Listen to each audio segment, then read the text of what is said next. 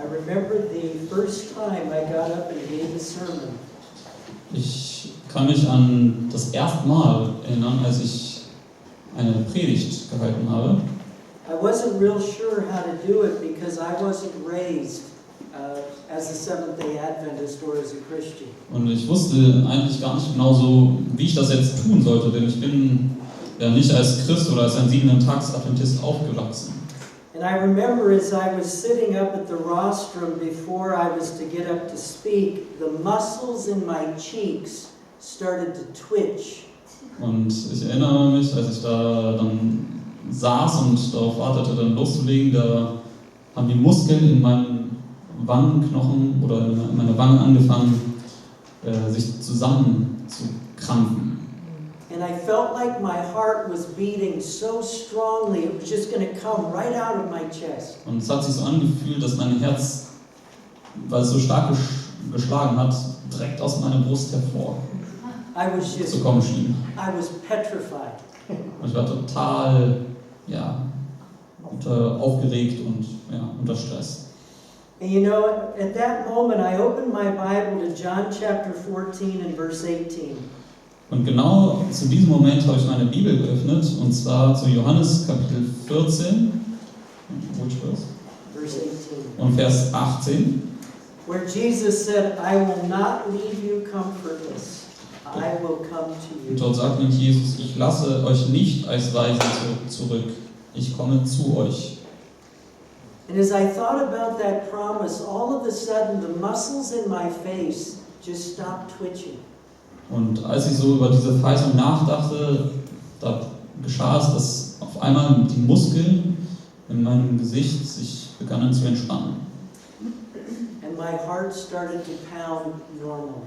Und mein Herz schlug dann wieder ganz normal.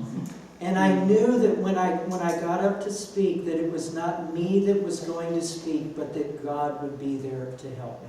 Und mir war bewusst, dass wenn ich jetzt vortreten werde, um zu sprechen, dann werde nicht ich derjenige sein, der spricht, sondern Gott wird durch mich sprechen. And I'm so thankful for that promise today. Und ich bin auch heute immer noch so dankbar für diese Verheißung. We're going to look this morning at something, it's called, Is the Ship Going Through?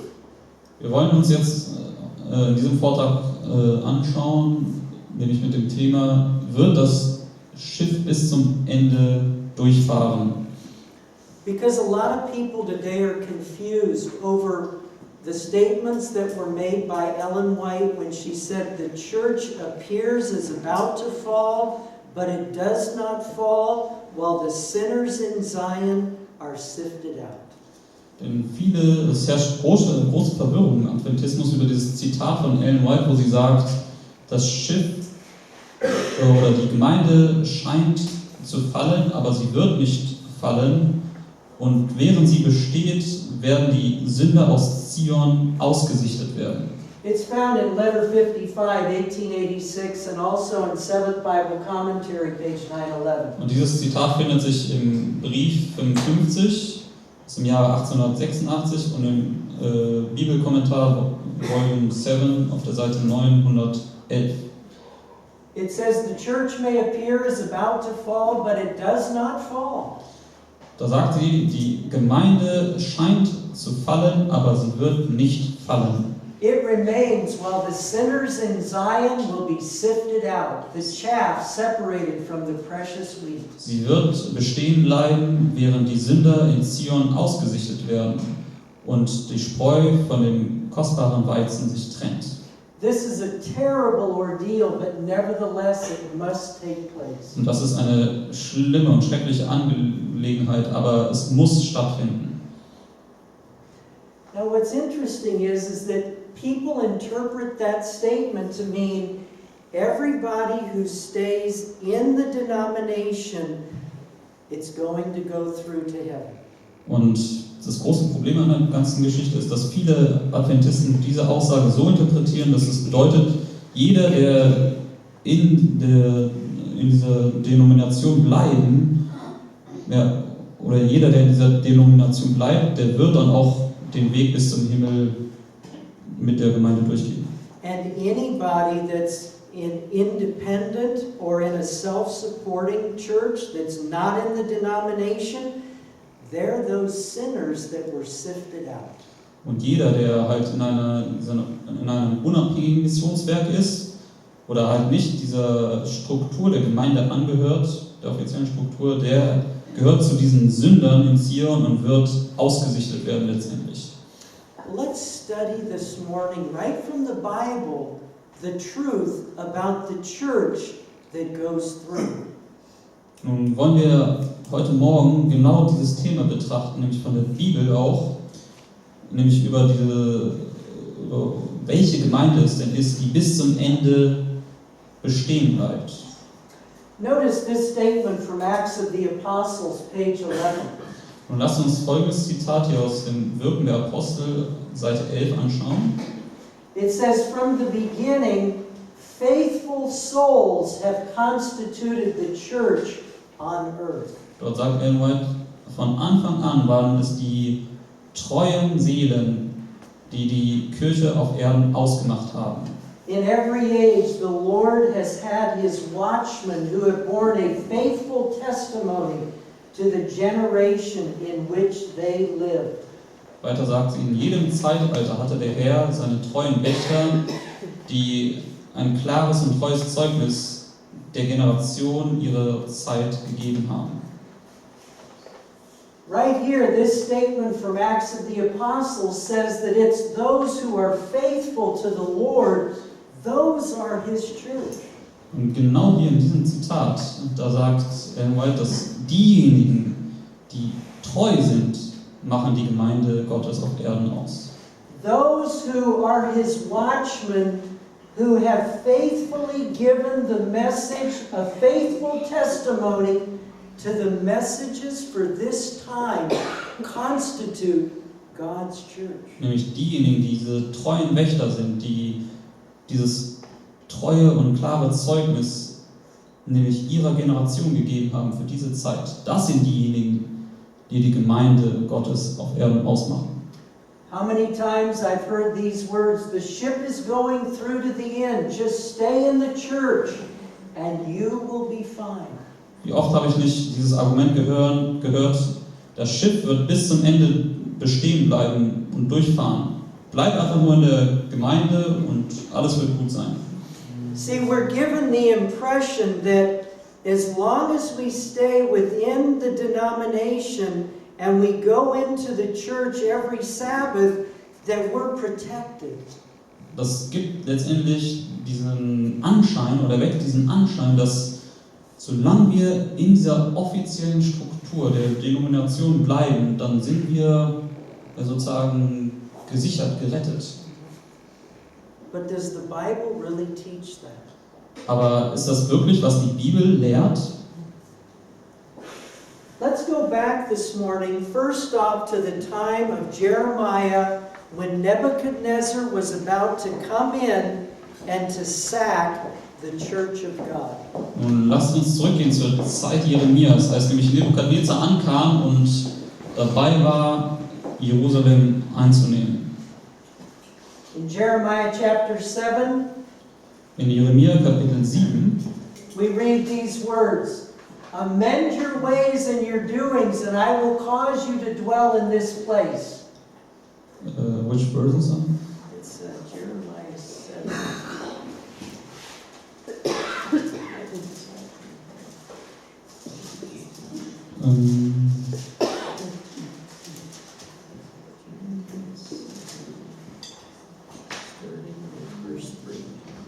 Das ist in Vers 3.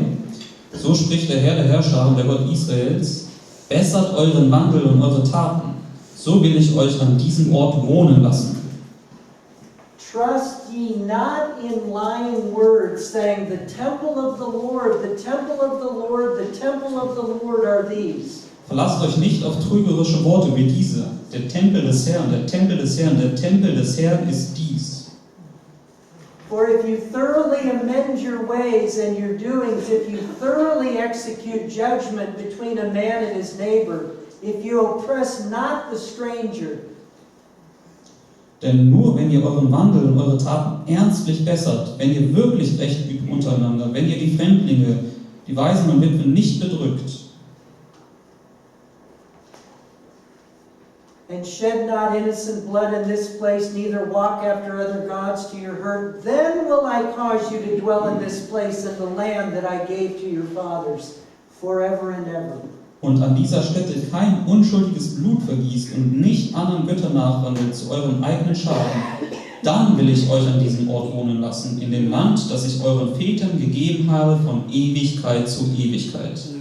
Jeremiah said, you trust in lying words that cannot profit. Will you steal, murder, and commit adultery, and swear falsely, burn incense to Baal? Er sagt weiter, siehe, ihr verlasst euch auf trügerische Reden, die keinen Nutzen bringen. Meint ihr denn, nachdem ihr gestohlen, gemordet, die Ehe gebrochen, falsch geschworen, den Baal geräuchert habt und anderen Göttern nachgelaufen seid, die ihr nicht kennt, and walk after other gods whom you know not, and come and stand before me in this house, which is called by my name, and say, we are delivered to do all these abominations? dass ihr dann kommen und vor mein Angesicht treten könnt in diesem Haus, das nach meinem Namen genannt ist, und sprechen, wir sind errettet, nur um dann alle diese Gräuel weiter zu verüben. Is this house, which is called by my name, become a den of robbers in your eyes? Ist denn dieses Haus, das nach meinem Namen genannt ist, in euren Augen zu einer Räuberhöhle geworden? What was Jeremiah saying there? Was hat Jeremia eigentlich da gesagt? Okay, now let's remember who Jeremiah was talking to first. Lasst uns erstmal jetzt in Erinnerung bringen, zu wem hat Jeremia eigentlich dort gesprochen? The people that Jeremiah was talking to kept what day of the week to go to the church? Die Menschen, zu denen Jeremia hier gesprochen hat, welchen Tag haben sie heilig gehalten damals? They were Sabbath keepers. Es waren Sabbathalter. And whose coming were they looking forward to? Und wessen Ankunft haben sie erwartet? They were looking forward to the Messiah's coming. Sie haben die Ankunft des Messias erwartet. So they were Adventists. So waren sie in einer Art und Weise Adventisten. They were Seventh-day Adventists. Um genau zu sein, sie waren in einer Art und Weise 7-Tags-Adventisten. And every Sabbath they would go into Solomon's temple and they said, oh, we're safe now, we're protected because we're in the church. Und jeden Sabbat sind sie dort in den salomonischen Tempel gegangen und haben gesagt, wir sind gerettet, weil wir ja jetzt in der Kirche oder in dieser Gemeinde sind. And they were told, it doesn't matter what you do through the week, it doesn't matter if you're living in sin, you don't have to share the truths of God's word anymore, just be sure you come to church every Sabbath and pay your money. Und ihnen wurde damals gesagt, es ist egal, wie du während der Woche lebst, du kannst in Sünde leben und du kannst stehlen und lügen und morden, und es reicht aus, wenn du einfach jeden Sabbat hier in den Tempel kommst und in der Kirche bleibst und natürlich dein Geld bezahlst, dann wirst du schon gerettet werden. And Jeremiah said, you are trusting in lying words. He says you trust in lying words that cannot profit. Und Jeremia sagt dazu, ihr verlasst euch auf trügerische Reden, die keinen Nutzen bringen. Does coming into the church every Sabbath or being a part of the denomination, does that give us an excuse to disobey the will of God? Bedeutet es, wenn wir jeden Sabbat in die Gemeinde kommen und den Zehnten zahlen, ist das wirklich eine Rechtfertigung oder reicht es aus, dann, um gerettet zu werden, obwohl wir in Sünden weiterhin leben? Does us going into the church and being part of the denomination release us from the responsibility of sharing the three angels' messages with the world? Befreit uns einfach nur die Zugehörigkeit zu der Gemeinde von der Verantwortung, zum Beispiel die dreifache Engelsbotschaft der Welt zu verkündigen? In the times of Jeremiah, the Seventh-day Adventists were told, just come to the temple. The temple of the Lord, the temple of the Lord, the temple of the Lord are these. That's all that matters. Zur Zeit Jeremias wurde den 7-Tags-Adventisten gesagt, kommt einfach nur zum Tempel des Herrn, kommt nur zu der Gemeinde und alles wird gut. Der Tempel des Herrn, der Tempel des Herrn, der Tempel des Herrn ist dies. Did the temple of Solomon save the Seventh-day Adventists in Jeremiah's day? Hat der Tempel Salomos die 7-Tags-Adventisten zur Zeit Jeremias gerettet? Did being part of the denomination in Jeremiah's day protect the people when Nebuchadnezzar came in? Hat einfach nur die Zugehörigkeit zu diesem salomonischen Tempel die 7-Tags-Adventisten zur Jeremias Zeit gerettet, als Nebukadnezar Jerusalem eroberte?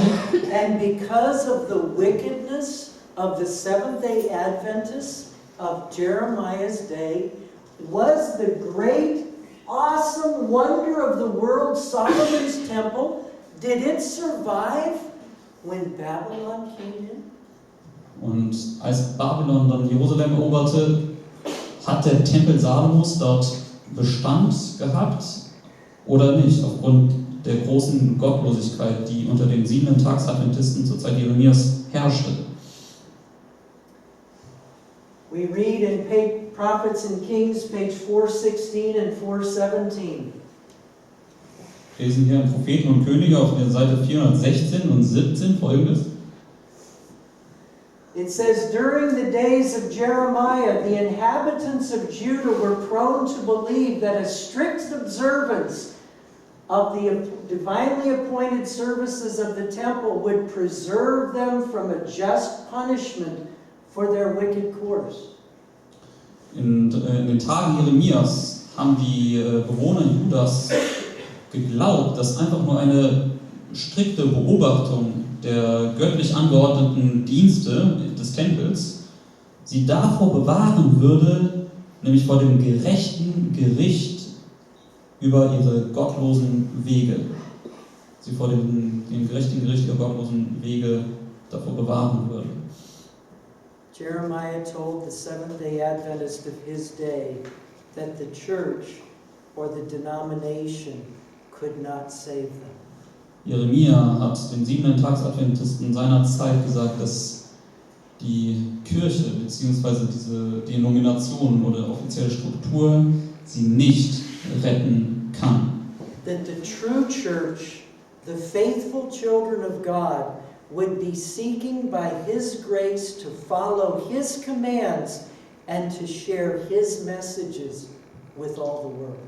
Es war nämlich auch zu dieser Zeit, dass die wahre Gemeinde, die wahre Kirche zu dieser Zeit auch diejenigen waren, die wirklich in den Geboten Gottes wandelten und die Botschaft zu dieser Zeit dann auch verkündigten.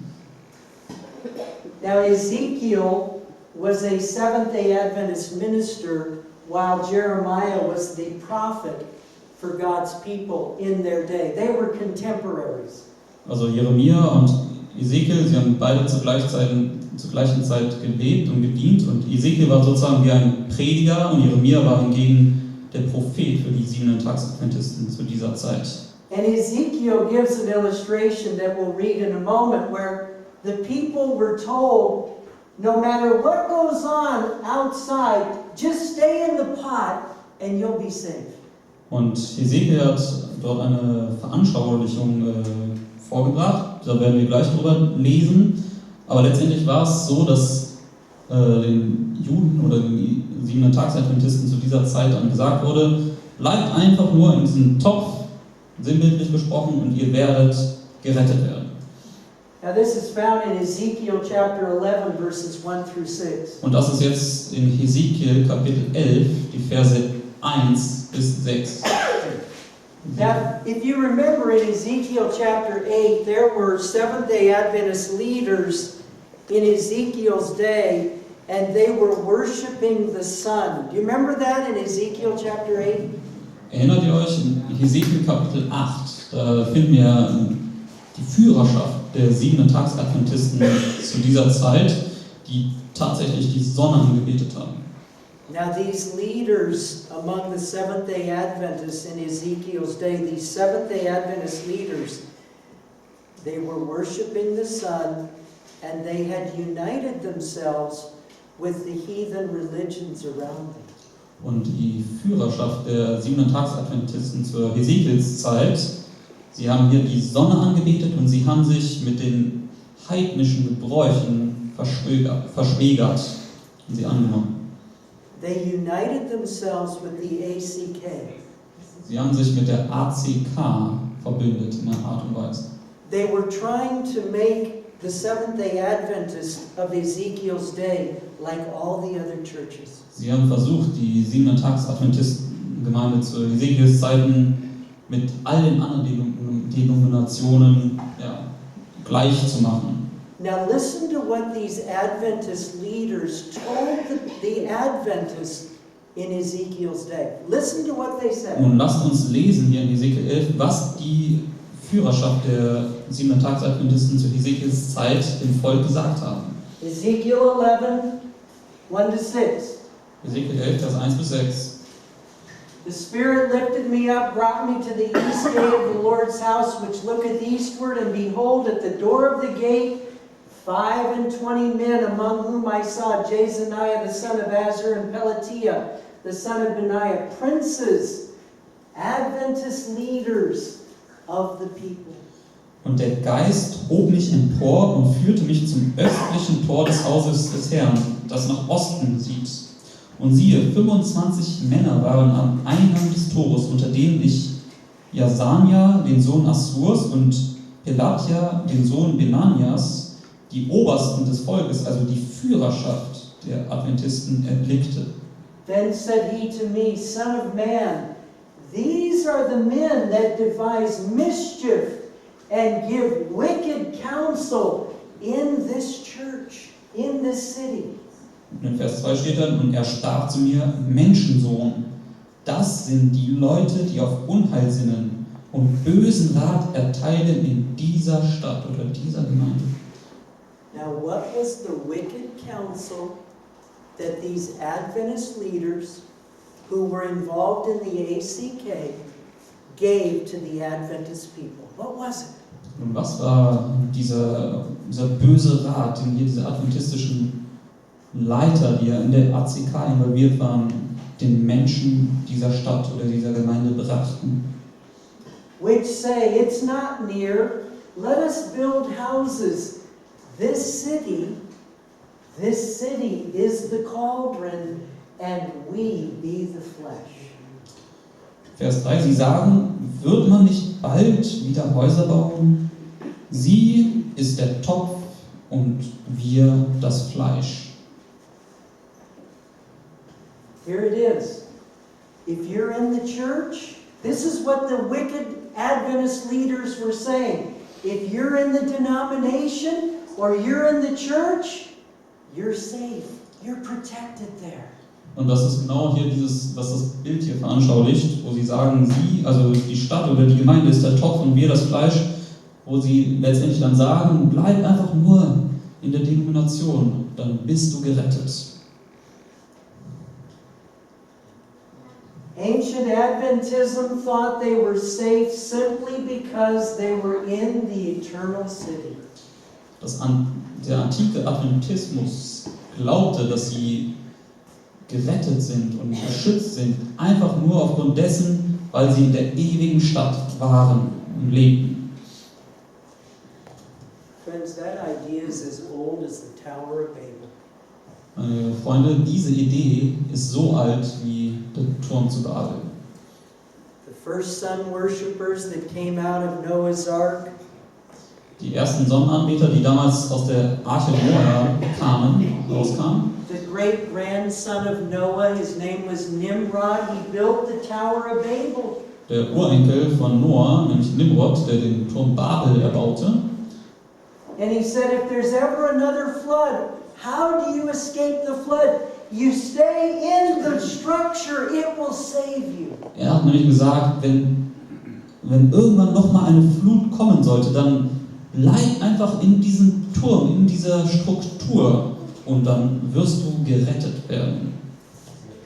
Look, there is no protection or safety in any church, in any denomination. Geschwister, es gibt keine Errettung und Erlösung, wenn du einfach nur in irgendeiner Kirche oder Denomination beigehörst. The Bible says, neither is there salvation in any other, for there is none other name under heaven given among men whereby we must be saved. Und die Bibel sagt nämlich in Apostelgeschichte 4, Vers 12, und es ist in keinem anderen das Heil, denn es ist kein anderer Name unter dem Himmel den Menschen gegeben, in dem wir gerettet werden sollen. The only protection is in us being in submission to the authority of Jesus Christ. Der einzige Schutz liegt darin, wirklich in der Unterwerfung hinsichtlich gegenüber Jesus Christus, wenn wir uns ihm unterstellen. And in spreading the three angels' messages all over Europe and Asia. Und in der Verkündigung der dreifachen Engelsbotschaft über ganz Europa und Asien und darüber hinaus. Therein, friend, is the only protection for God's true church on earth. Und darin allein liegt der einzige Schutz für Gottes wahre Gemeinde. So what happened Nun, was passierte to the great Adventist denomination and church that was Solomon's temple? What happened to it? Was passierte zu dieser großen adventistischen Gemeinde zur Zeit des salomonischen Tempels? Solomon's temple was plowed like a field. Salomos Tempel wurde zerstört und durchgepflügt. And the Seventh-day Adventist denomination was no more in Ezekiel's day. Und diese Denomination der Siebenten-Tags-Adventisten oder diese Struktur, diese offizielle, gab es nicht mehr zur Zeit Ezekiel. Micah 3:12 said, "Therefore shall Zion for your sake be plowed as a field. Jerusalem shall become heaps, and the mountain of the house as the high places of the forest." So lesen wir in Micha, Kapitel 3, Vers 12, darüber Folgendes. Darum soll euren Willen Zion wie ein Feld gepflügt werden, und Jerusalem soll zu einem Steinhaufen werden, und der Tempelberg zu einem bewaldeten Hügel. When a church ceases to do what God called it in existence to do, God allows it to be wiped away. Wenn eine Gemeinde aufhört, das zu tun, wofür sie eigentlich ursprünglich aufgerichtet worden ist von Gott, dann erlaubt es der Herr, dass diese Gemeinde beiseite gesetzt wird und ausgetilgt wird. Friend, read it in history. Were we called into existence as Seventh-day Adventists to unite with the churches of the world? Freunde, schaut doch in der Vergangenheit nach. Sind wir als Siebenten-Tags-Adventisten in die Existenz berufen worden, um uns letztendlich mit den Gemeinden und Kirchen dieser Welt zu vereinigen? Were we called into existence to go into church on Sabbath and to listen to sermons that we could hear in any Sunday church on any Sunday of the week? Sind wir wirklich in die Existenz berufen worden, um am Sabbat in die Gemeinde zu gehen und dort Predigten uns anzuhören, die wir auch in jeder anderen herkömmlichen sonntagsheiligen Gemeinde hören würden? Based on what happened to Solomon's temple, sometime in the near future, the Seventh-day Adventist church in apostasy will be wiped away. Und basierend, was wir gesehen haben, was mit dem salomonischen Tempel passiert ist, können wir schließen, dass irgendwann in der nahen Zukunft die 7-Tags-Adventisten-Gemeinde, die ein Abfall ist, auch ausgelöscht werden wird oder beiseite gesetzt wird. The church or the ship, it's not about buildings, it's not about denominations. The only thing that survived Babylon were faithful souls. Und ganz klar, wenn wir wieder Bezug nehmen auf dieses Schiff, dann geht es dort nicht um Gebäude oder um Institutionen oder Denominationen, sondern einzig allein um die wahren, treuen Gläubigen, die dann Babylon überleben werden. Solomon's temple was burned to the ground. Der Tempel Salomos, der wurde bis auf die Grundmauern niedergebrannt. The Seventh-day Adventist denomination in apostasy will be burned to the ground. Und ebenso wird es mit der 7-Tags-Adventisten-Gemeinde sein, die im Abfall sich befindet. Die wird ebenso bis auf den Boden niedergebrannt werden. But there were men and women, there were Seventh-day Adventist men and women who took the messages God had given to them and they carried them to the world. Aber zur damaligen Zeit gab es auch treue 7-Tags-adventistische Männer und Frauen, die die Botschaft Gottes für diese Zeit genommen haben und der Welt verkündigten. They explained to kings their dreams of metal men. Sie haben beispielsweise Königen ihre Träume ausgelegt von metallenen Männern, also Daniel 2. They testified of the power of God to walk in fiery furnaces. Sie haben Zeugnis abgelegt von der Macht Gottes, indem sie in feurigen Öfen am Leben blieben. God's church walked in a lion's den and stood faithful for the God of heaven. Und Gottes Gemeinde ist sogar durch ein Löwengehege hindurchgegangen und sind am Leben geblieben, um von Gottes Kraft Zeugnis zu geben. God's church went through in the days of Babylon, but it was in the hearts of faithful Seventh-day Adventists. Und Gottes Gemeinde ist in der Zeit zu Babylon, dort Bestand gehabt, es ist bestehen geblieben, aber es waren diejenigen, die wirklich Gott treu ergeben waren. And their testimonies of the power of God still fill our hearts with courage and hope today. Und ihr Zeugnis von der Kraft Gottes zur damaligen Zeit erfüllt immer noch heutzutage unser Herz mit Freude und mit Glück. And Solomon's temple and apostate Adventism was burned to ashes. Und der salomonische Tempel, der ein Sinnbild auf dieses abgefallene Adventismus ist, wurde bis zur Asche niedergebrannt. Read it in history, friends. Lest es in der Geschichte nach, meine Freunde. You can read in history what is going to happen to God's professed people today for their apostasy.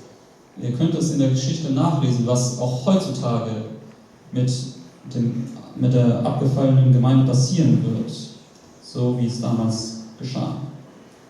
And how about in the times of Christ? Und wie war es zur Zeit Christi? Of course, we have to remember the fact that when Jesus came, he went into the church every single Sabbath. Und wir müssen natürlich diesen Fakt einbeziehen, dass Jesus jeden Sabbat zur Synagoge, also in die Kirche ging. So Jesus was a seventh-day Sabbath keeper, and all of the Sabbath keepers were looking forward to the Messiah, and that made them Seventh-day Adventists. Und auch ebenso zu dieser Zeit. Also Jesus selber zum Beispiel hat ja auch den Sabbat, den 7-Tags-Sabbat gehalten, und auch alle anderen Juden haben den 7-Tags-Sabbat gehalten, und sie haben ja immer noch Ausschau auf den Messias gehalten. Also waren sie auch wieder 7-Tags-Adventisten in diesem Sinn. And the apostasy among Seventh-day Adventists in Christ's day was so horrific What were they trusting in for their hope and their salvation? Und dieser Abfall zur Zeit Christi unter den 7er-Tags-Adventisten war so schrecklich. Woran haben sie denn geglaubt, wie sie Erlösung erhalten könnten zur Zeit Christi? Woran haben sie geglaubt? Desire of Ages, page 575 says, Im Leben Jesu, Seite 575, lesen wir: Before them lay Jerusalem, before them lay Adventism in its glory, now bathed in the light of the declining sun. Da lesen wir: Vor ihnen lag Jerusalem in seiner Herrlichkeit, oder der Adventismus in seiner Herrlichkeit. Und nun war er wurde er durch das Licht der niedergehenden Sonne gebadet. The temple attracted all eyes. In stately grandeur it towered above all else, seeming to point toward heaven, as if directing the people to the only true and living God. Der Tempel hat alle Augen angezogen und in seiner großartigen Gestalt, wo er über alle anderen Gebäude erhaben war, schien es so, als ob er direkt zum Himmel hinwies und den Menschen den einzigen und wahren Weg zum lebendigen Gott aufzeigte. The temple had long been the pride and glory of the Jewish nation. Der Tempel war seit langer Zeit der Stolz und die Herrlichkeit der jüdischen Nation. What has been the focal point of Seventh-day Adventists for a long time? Und was war dieses Hauptaugenmerk der 7-Tags-Adventisten, oder was ist dieses Hauptaugenmerk der 7-Tags-Adventisten seit geraumer Zeit? We are taught to glory in being a Seventh-day Adventist and being a part of God's last day remnant church. Uns wird immer wieder vorgehalten, dass wir darin uns erquicken sollen, dass wir Teil der letzten Gemeinde Gottes sind, dieser Gemeinde der Übrigen. And no matter what goes on in the church, no matter how much apostasy takes place, we're simply to trust that the church is going to go through. Und es wird ferner gesagt, egal was in der Gemeinde vor sich geht, egal wie viel Abfall und Gottlosigkeit in unseren Reihen ist, die Gemeinde wird bis zum Ende durchgehen. And the people were taught that this ancient wonder of Herod's temple was going to stand forever. Und den Menschen zur Zeit Christi wurde gesagt, dass dieser Tempel Herodes bis in alle Ewigkeit Bestand haben wird. Oh, but something happened. Aber dann passierte etwas. God's people were in apostasy. Gottes Volk befand sich nämlich im Abfall. The Seventh-day Adventists had lost sight of their mission. Die 7-Tags-Adventisten haben ihr eigentliches Ziel aus den Augen verloren. They were about to kill the greatest man who ever lived. Sie waren nämlich dabei, den größten Menschen, der jemals lebte, umzubringen. And as Jesus came to Seventh-day Adventism one last time in Luke chapter 19, 41 to 44. Und als Jesus dort zu den 7-Tags-Adventisten zu seiner Zeit kam und ein letztes Mal ihnen etwas verkündigte, was wir in Lukas 19 lesen, Verse 41 bis 44. The Bible says when he beheld Seventh-day Adventism, he beheld Jerusalem, he wept over it. Und dort lesen wir, als er Jerusalem oder den 7-Tags-Adventismus anschaute, da konnte er nichts anderes mehr tun, als zu weinen. Saying, if thou hadst known, even thou, at least in this thy day, the things which belong unto thy peace, but now they are hid from thine eyes. In Vers 42 lesen wir, wenn doch auch du erkannt hättest, wenigstens noch an diesem deinem Tag, was zu deinem Frieden dient, nun aber ist es vor deinen Augen verborgen. For the days shall come upon thee that thine enemies shall cast a trench about thee and compass thee round and keep thee in on every side and shall lay thee even with the ground. And they shall not leave in thee one stone upon another, because thou knewest not the time of thy visitation. Denn es werden Tage über dich kommen, da deine Feinde einen Wall um dich aufschütten, dich ringsum einschließen und von allen Seiten bedrängen werden. Und sie werden dich dem Erdboden gleich machen, auch deine Kinder in dir, und in dir keinen Stein auf dem anderen lassen, weil du die Zeit deiner Heimsuchung nicht erkannt hast. Jesus said that the Seventh-day Adventist denomination of the first century was going to be wiped away. Jesus sagte dort, dass die 7-Tags-Adventisten des 1. Jahrhunderts ausgetilgt werden würden. And in 70 AD, when the Roman general Titus surrounded the city, Und im Jahre 70 nach Christus, als der römische General Titus die Stadt umlagerte, the Seventh-day Adventists that were in the city were told these words. da wurden den 7-Tags-Adventisten zu dieser Zeit in der Stadt genau diese Worte verkündigt. Don't worry about anything that's going on. Don't worry about the Romans. You're safe because you're in the church. Nämlich folgendes: Macht euch keine Sorgen über die römischen Armeen, bleibt einfach hier in der Gemeinde und du wirst in Sicherheit sein. In Great Controversy, page 29, we read, In einem großen Kampf, Seite 29, lesen wir folgendes: in their blind and blasphemous presumption, the instigators of this hellish work publicly declared that they had no fear that Jerusalem would be destroyed, for it was God's own city. Dort steht: In ihrer blinden und gotteslästerlichen Annahme waren die Anstifter dieses höllischen Werkes öffentlich am Verkündigen, dass sie keine Angst davor hätten, dass Jerusalem zerstört wird, da es doch Gottes eigene Stadt ist. False prophets were bribed even while the Roman legions were besieging the temple, that the people were to wait for deliverance from God. Dort steht, es wurden falsche Propheten bestochen, um zu verkündigen, dass die Leute auf eine Befreiung durch Gott warten sollten, sogar als die römischen Legionen den Tempel umgaben.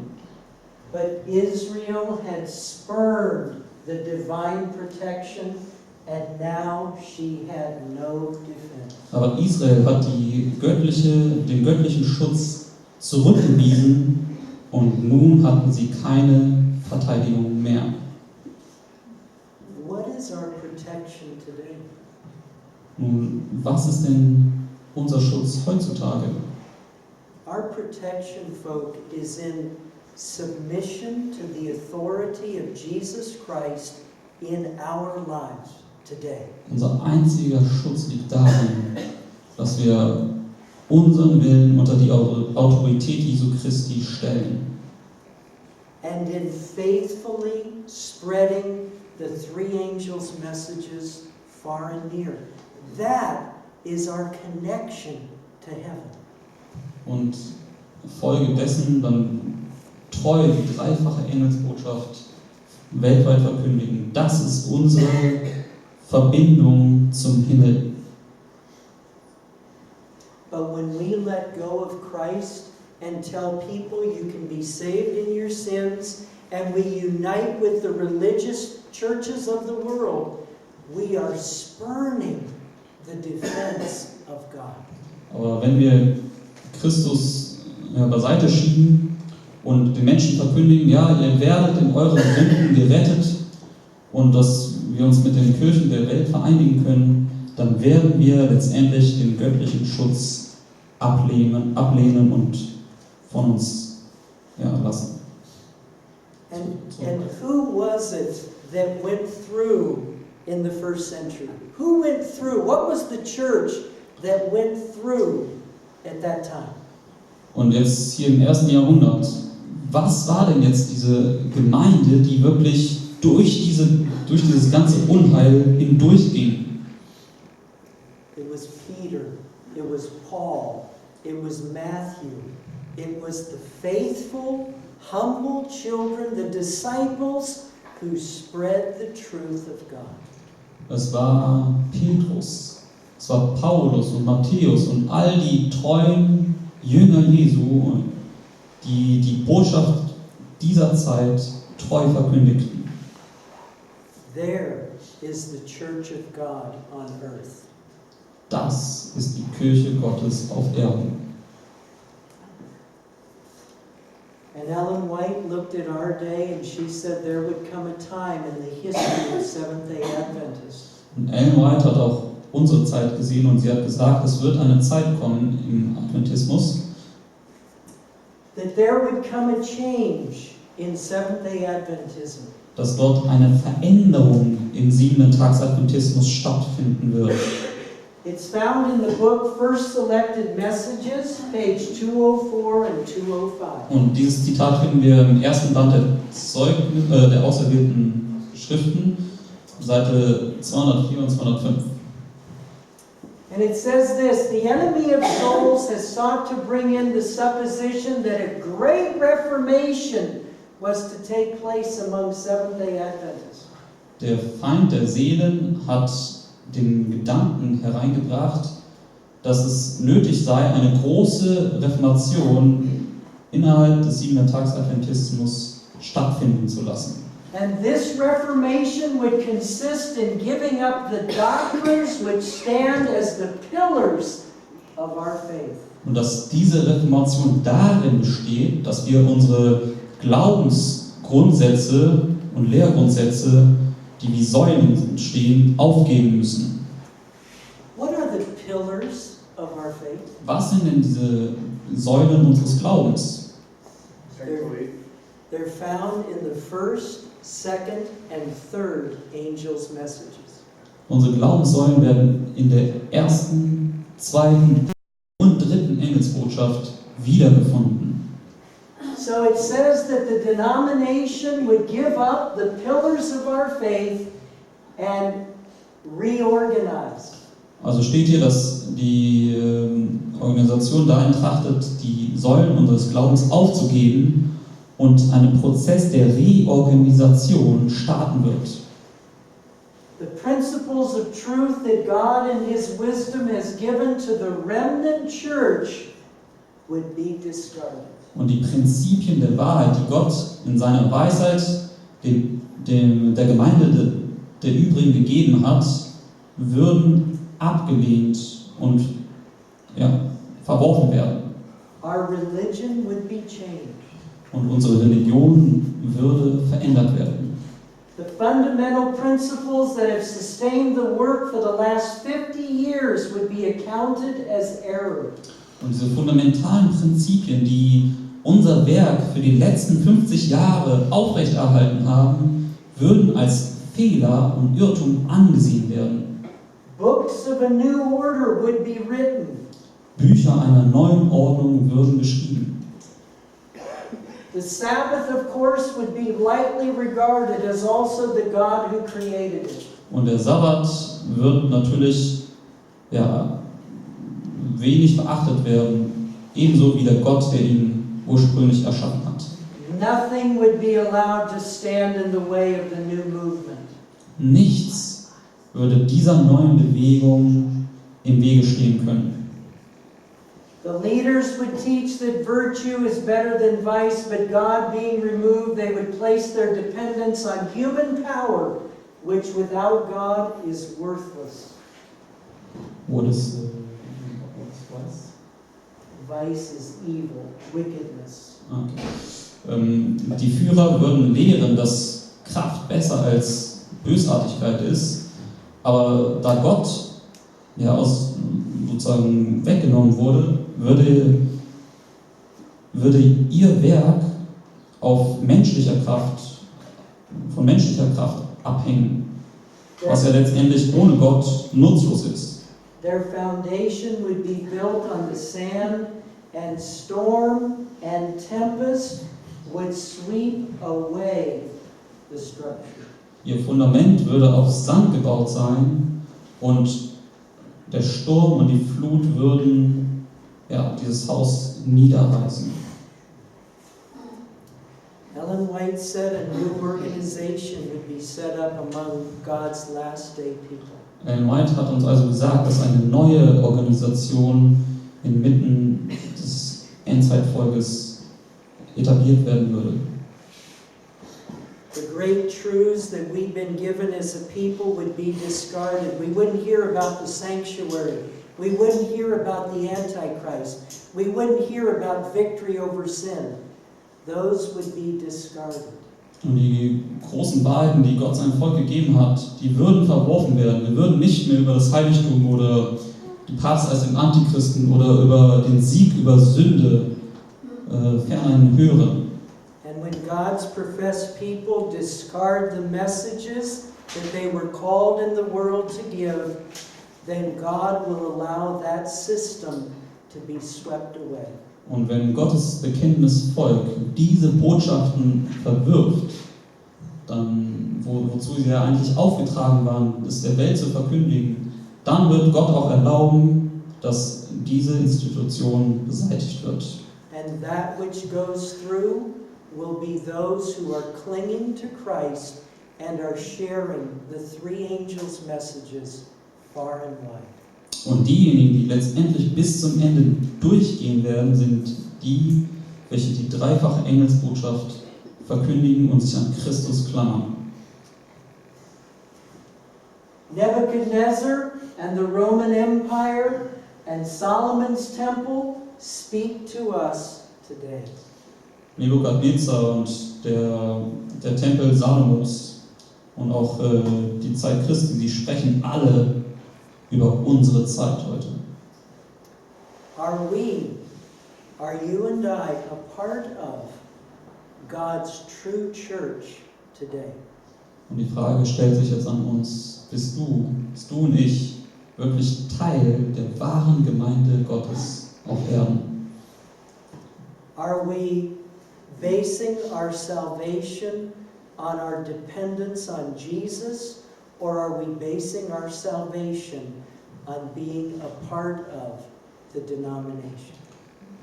Vertrauen wir unsere Erlösung der Gemeindezugehörigkeit an oder dass wir wirklich auf Christus allein vertrauen? Are we supporting with our time and our money the Adventist Church being a part of the ecumenical movement, or are we putting our time and our money into the proclamation of the three angels' messages? Unterstützen wir mit unserer Zeit und unserem Geld die Institution, die dahingehend bestrebt ist, der Ökumene beizutreten, oder verwenden wir unsere Zeit und unser Geld dahingehend, dass wir diejenigen unterstützen, die die dreifache Engelsbotschaft treu verkündigen? May we all choose to be part of that royal line that have been God's true church throughout the ages. Mögen wir die Wahl treffen, dass wir dieser königlichen Linie angehören, die von jeher Gottes wahre Gemeinde ist. Let us pray. Lass uns gemeinsam beten.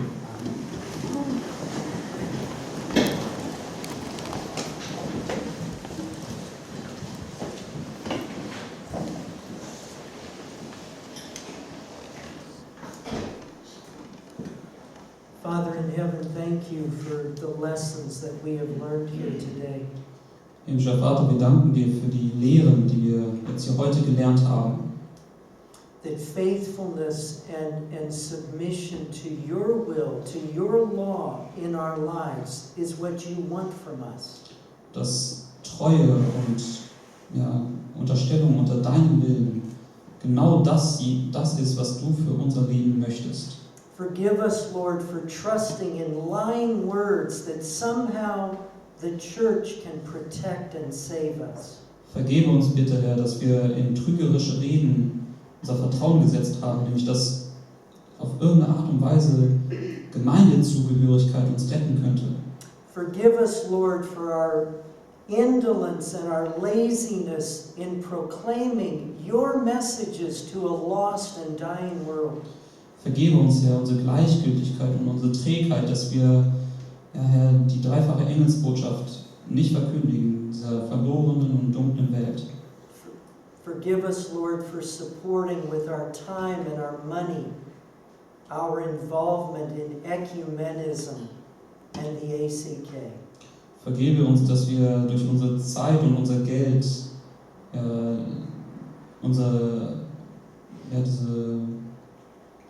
dass wir Teil daran haben an der Ökumene und an dem Beitrag zur ACK. Lord, help us to be about your business today. Herr, hilf uns, dass wir uns nur nach deiner Sache sehnen und In proclaiming the three angels' messages to a lost and dying world. dass wir die dreifache Engelsbotschaft dieser verlorenen und sterbenden Welt verkündigen. In Christ's name we pray. In Christi Namen bitten wir. Amen. Amen. Amen.